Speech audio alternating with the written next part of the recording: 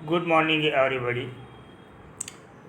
ધોરણ 10માંથી હમણાં જ તાજેતરમાં 11મા ધોરણમાં પ્રવેશ મેળવી ચૂકેલા સૌ વાલા વિદ્યાર્થી ભાઈઓ બહેનોને જોશી સરના સાદર નમસ્કાર. મિત્રો, ધોરણ 10 સુધી આપણે ઘણી મહેનત કરી, હવે થોડી વધારે મહેનત કરી અને ધોરણ 12 બોર્ડને પાર કરવાનું લક્ષ્યાંક આપણું છે. 11મા ધોરણમાં જેટલું મિત્ર ધ્યાન આપશો એટલું 12મું ધોરણ સહેલું પડશે. 11મું ધોરણ એ 12મા ધોરણનો પાયો છે. અંગ્રેજીની અંદર આમ તો કંઈ વધારાનું આવતું નથી, જે અત્યાર સુધી ભણી ગયા એનું રિવિઝન જ છે. તેમ છતાં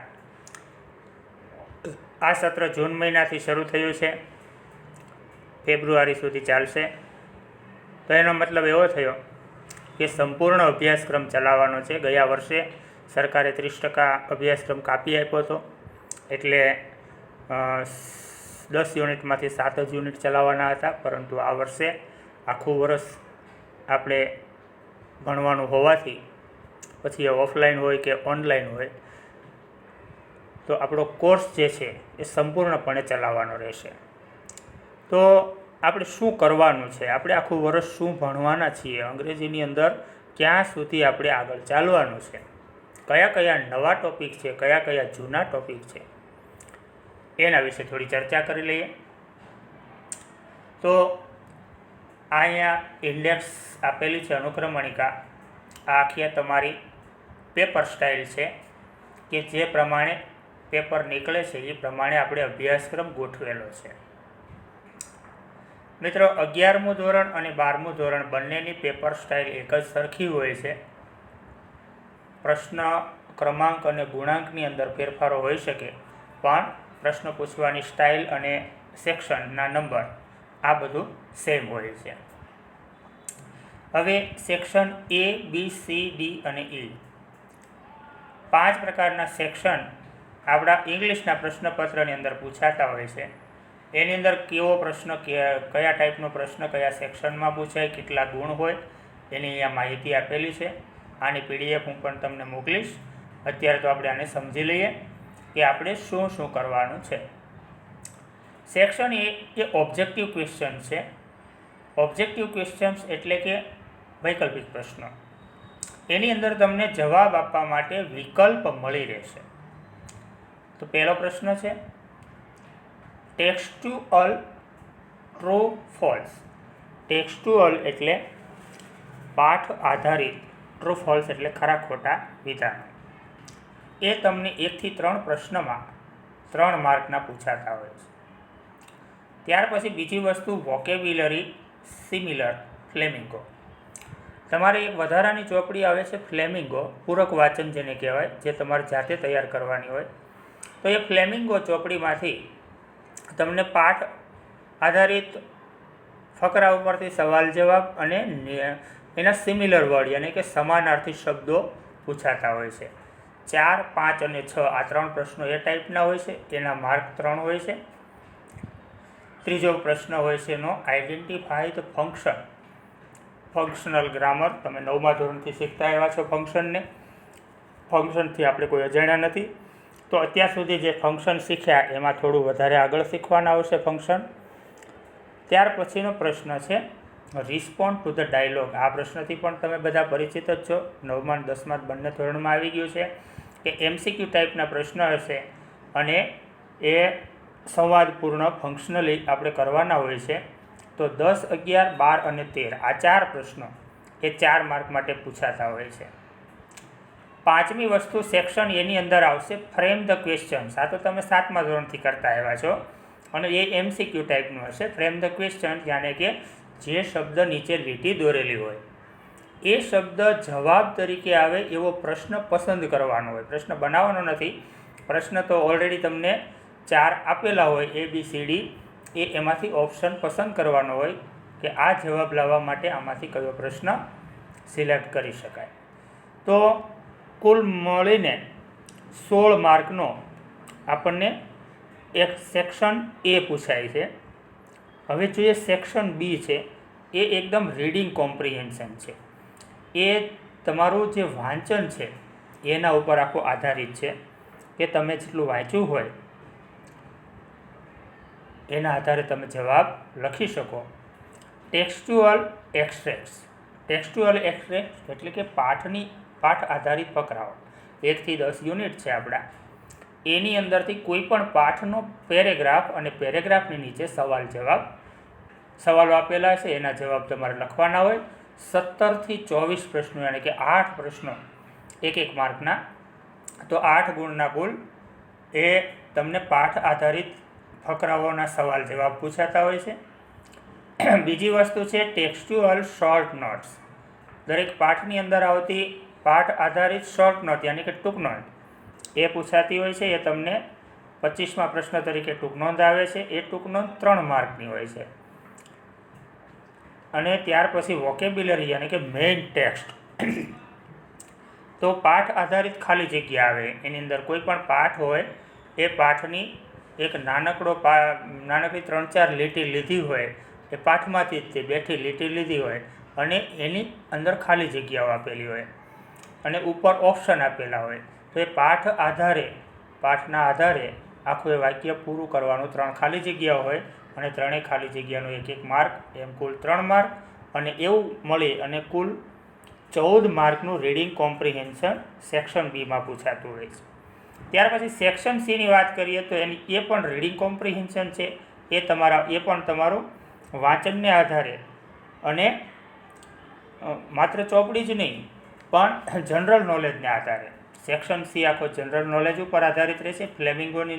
ફ્લેમિંગો જે તમારે પૂરક વાંચન આવે છે એની અંદરથી રીડિંગ કોમ્પ્રિહેન્શન યાની કે ફકરા ઉપરથી સવાલ જવાબ આવશે, જે 29 થી 32 4 પ્રશ્નો એ 4 માર્કના પૂછાતા હોય છે.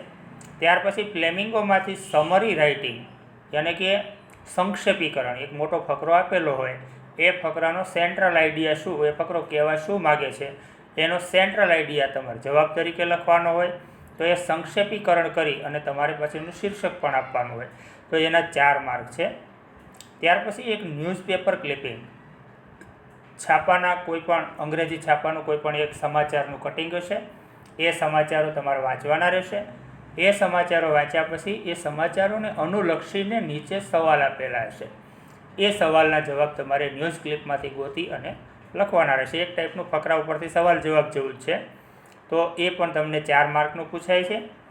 અને ત્યાર પછી છેલ્લે પૂછાય છે પોએમ કોમ્પ્રિહેન્શન યાની કે પોએમ એટલે કાવ્ય પંક્તિ, કવિતાઓની પંક્તિ ઉપરથી સવાલ જવાબ પૂછાય છે. એવી રીતે મળી અને કુલ સેક્શન સી છે એ તમને 15 માર્ક લેવા માટે પ્રેરિત કરે છે. ત્યાર પછી સેક્શન ડી છે એ આખું ફંક્શનલ યાની કે ગ્રામેટિંગ આઇટમ બધી આવે છે. ફંક્શન તો એમાં પહેલું ફંક્શન છે ટ્રાન્સફોર્મેશન. 41 અને 42 આ 2 પ્રશ્નો એવા છે ટ્રાન્સફોર્મેશન. હવે ટ્રાન્સફોર્મેશનમાં શું કરવાનું મિત્રો કે એની અંદર એક તમને ઉદાહરણ આપ્યું હશે, એ ઉદાહરણ મુજબ આખા પેરેગ્રાફને તમારે ચેન્જ કરવાનો રહેશે. એ આખો પેરેગ્રાફ મતલબ 2 થી 3 લીટીનો પેરેગ્રાફ હોય, તો એની અંદર તમને સ્ટાર્ટ લાઈક ધીસ કરીને આપ્યું હોય કે આ રીતે શરૂ કરો. તો એની અંદર ક્યારેક એ આખા 3 લીટીના ફકરાને તમારે ક્યારેક કાળ પરિવર્તન પણ પૂછાય, એ કાળ બદલાવીને લખો, અથવા તો એક્ટિવ વોઇસમાંથી પેસિવ વોઇસમાં ફેરવો, એવું પૂછી શકાય. તો એ સવાલ છે એ આપણને 4 માર્ક માટે પૂછાય છે ટ્રાન્સફોર્મેશન. ત્યાર પછી રિપોર્ટેડ સ્પીચ એટલે ઇનડાયરેક્ટ સ્પીચ. ઇનડાયરેક્ટ સ્પીચ આપણને 3 માર્કની પૂછાય છે.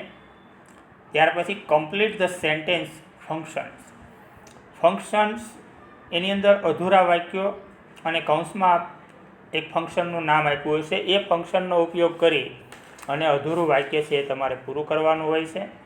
ત્યાર પછી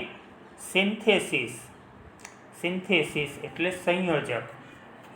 જે અત્યાર સુધી આપણે સંયોજકો શીખ્યા, and, but, or, therefore, so that, આવા બધા સંયોજકોનો ઉપયોગ કરી અને એ તમને 2 થી 3 સ્વતંત્ર વાક્યો આપેલા છે. એ ત્રણેય સ્વતંત્ર વાક્યોને તમારે યોગ્ય સંયોજક વડે જોડી અને એક અર્થપૂર્ણ વાક્ય બનાવવાનું રહેશે. ત્યાર પછી છેલ્લે આવે છે એડિટિંગ. એડિટિંગની અંદર ઘણું બધું તમને પૂછી શકે. જેમ કે ફકરામાં ભૂલ આપેલી હોય તો એ ભૂલ શોધી અને સુધારીને ફકરો ફરી લખવાનો, અથવા તો જો જે ભૂલવાળો શબ્દ હશે એની નીચે લીટી દોરેલી હશે તો તમને ખ્યાલ આવી જાય કે આ શબ્દ અહીંયા આવે નહીં, તો એના બદલે અહીંયા કયો શબ્દ હોવો જોઈએ એ તમારી રીતે નક્કી કરી અને લખવાનો હોય.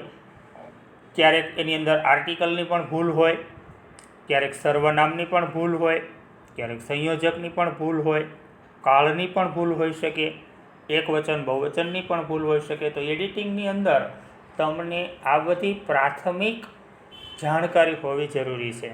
એકવચન બહુવચન, બધા કાળની વાક્ય રચનાઓ, સંયોજકના બધાના અર્થ, એન્ડ, બટ, ઓર, આ બધાનું ગુજરાતી શું થાય એ, સર્વનામ ક્યારે ક્યાં વપરાય, પુરુષ માટે કયા વપરાય, સ્ત્રી માટે કયા વપરાય, આ બધા સર્વનામની આપણને ખબર હોવી જોઈએ. આર્ટિકલની ભૂલ પણ હોઈ શકે, તો ક્યાં કયો આર્ટિકલ આવે, એ ક્યાં આવે, એન ક્યાં આવે અને ધ ક્યાં આવે, આ બધી આપણને જાણકારી હોય તો સેક્શન ડી છે એ તમને 15 માર્ક અપાવી શકે છે. ટોટલ 15 માર્કનો આ પ્રશ્ન છે, સેક્શન ડી. હવે જોઈએ છેલ્લું સેક્શન, રાઇટિંગ સેક્શન. આની અંદર નખું જ તમારે લખ કરવાનું. જેટલું લખશો એટલા માર્ક તમને મળશે, પણ સાચું લખશો તો. પછી તમે એમાં બાહુબલીની સ્ટોરી લખશો તો એના માર્ક એ બાહુબલીની રીતે મળશે. તો રાઇટિંગ સેક્શનની અંદર ટોટલી તમારા જનરલ નોલેજ ઉપર તમે તમારા મગજથી, તમે તમારી મૌલિકતાથી કેટલું લખી શકો છો. તો એની અંદર પહેલી વસ્તુ આવશે ઇન્ફોર્મેશન ટ્રાન્સફર. ઇન્ફોર્મેશન એટલે માહિતી, ટ્રાન્સફર એટલે એને ફેરવવાની. કેવી રીતે માહિતી ફેરવવાની? તો કે માહિતી તમને કોઈ ચિત્ર સ્વરૂપે આપેલી હશે, અથવા તો ચાર્ટ આપ્યો હશે, નકશો આપ્યો હશે, કે કોઈ ટેબલ આપ્યું હશે, કોઈ પણ સ્વરૂપે તમને એક ડેટા, એક માહિતી આપવામાં આવી હશે. એ માહિતીને આધારે, એ માહિતીને વાંચતા તમારે નક્કી કરવાનું મનમાં કે આ માહિતી શેની છે, એની અંદર શું વર્ણન કરવામાં આવ્યું છે. આ બધો ઊંડો વિચાર કરી અને એના ઉપરથી આશરે 80 શબ્દોમાં એક ફકરો લખવાનો રહેશે. ત્યાર પછી બીજી વસ્તુ છે પેરેગ્રાફ રાઇટિંગ. એ પેરેગ્રાફ રાઇટિંગ 50મો પ્રશ્ન, 6 માર્ક માટે. તો એ પેરેગ્રાફ છે એના માટે તમને મુદ્દાઓ આપેલા હશે. તો આપેલા મુદ્દાઓને આધારે તમારે આશરે 150 શબ્દોમાં એક પેરેગ્રાફ લખવાનો હોય છે, જે તમને વધુ માર્ક લેવા તરફ પ્રેરિત કરે છે. 6 માર્કનો પ્રશ્ન છે. ત્યાર પછી સ્પીચ રાઇટિંગ. સ્પીચ એટલે ભાષણ. તો કોઈ પણ એક વિષય ઉપર 100 શબ્દોની અંદર સ્પીચ લખવાની રહેશે. દાખલા તરીકે તમારી સ્કૂલની અંદર ઇન્ડિપેન્ડન્સ ડે કેવી રીતે ઉજવાય છે, અથવા તો તમે કોરોનાનો સામનો કેવી રીતે કરો છો. હાલ તો કરંટ ટોપિક કોરોના છે, એટલે કોરોના વિશે પણ પૂછી શકે. કોરોનાની ક્યાંથી ઉદ્ભવ્યો, કેવી રીતે એની સારવાર થઈ શકે, એનાથી કેવી રીતે બચી શકાય. તો આ બધી માહિતી, કરંટ ટોપિક, કરંટ અફેર જે છે એ બધી આપણને જાણકારી હોવી જોઈએ. અને પરીક્ષાઓમાં મોટાભાગે હાલની સાંપ્રત સમયની સમસ્યાઓ વિશે ચર્ચા થતી હોય, એટલે એવો તો એકાદો ટોપિક પૂછાય. તો કોરોનાને એક એપિડેમિક યાની કે એક મહામારી તરીકે કોરોના, એની સમીક્ષા કરવાનું પણ તમારે આવી શકે. તો સ્પીચ રાઇટિંગની અંદર કોઈ પણ એક વિષય ઉપર 100 શબ્દોની અંદર તમારે સ્પીચ લખવાની રહેશે. અને છેલ્લો અને મહત્ત્વનો પ્રશ્ન છે ઈમેલ રાઇટિંગ અથવા તો રિપોર્ટ રાઇટિંગ. આ બેમાંથી એક સવાલ પૂછાય બંને, પણ તમને લખવા માટે 2 વિકલ્પ આપવામાં આવે. જો તમને ઈમેલમાં રસ હોય, ઈમેલ વધુ આવડતો હોય તો તમે ઈમેલ લખી શકો, અથવા તો ઈમેલના બદલામાં તમને એક રિપોર્ટ રાઇટિંગ લખવાનું આવે. તો આવી રીતે સેક્શન ઈ છે એ આપણને 20 માર્ક અપાવે છે. તો વધુમાં વધુ માર્ક સેક્શન ઈના છે. તો એનો અર્થ એવો થયો કે જેટલું આપણી પાસે જનરલ નોલેજ વધારે હશે, અંગ્રેજી શીખવાની જેટલી તમન્ના, તમે અંગ્રેજીમાં વિચારશો તો તમે અંગ્રેજીમાં લખી શકશો, તમે ગુજરાતીમાં વિચારશો એટલું તમે ગુજરાતીમાં લખી શકશો. તો અંગ્રેજી શબ્દો વધુને વધુ વાપરવાની ટેવ રાખો, અંગ્રેજી શબ્દોને વધુને વધુ સમજવાની ટેવ રાખો, અંગ્રેજી બોલવાની ટેવ રાખો, સાંભળવાની ટેવ રાખો, વારંવાર વાંચવાની ટેવ રાખો. તો જે વસ્તુની વારંવાર પ્રેક્ટિસ કરવામાં આવે એ આપણને આવડી જતી હોય છે. જેમ કે આપણે ગાડી શીખી ગયા તો હવે આપણને ગાડી ચલાવતા આવડી ગયું, સાયકલ શીખી ગયા તો હવે આપણને સાયકલ શીખતી વખતે જ ધ્યાન આપવાનું હોય. જો શીખતી વખતે ધ્યાન ન આપીએ તો આખી જિંદગી આપણને ગાડી ન આવડે. તો જ્યારે શીખવાડવામાં આવે ત્યારે સંપૂર્ણપણે એને શીખી અને પછી એની વારંવાર પ્રેક્ટિસ કરવાની. એનાથી શું થશે કે તમે અંગ્રેજીમાં વિચારતા થઈ જશો અને જેવું વિચારશો એવું તમે લખી શકશો. તો વધુમાં વધુ માર્ક તમારી તર્ક શક્તિના આધારે 20 માર્ક અને બહુ સરળ એવો સેક્શન ડી છે એ પણ તમને 15 માર્ક માટે પૂછાય છે.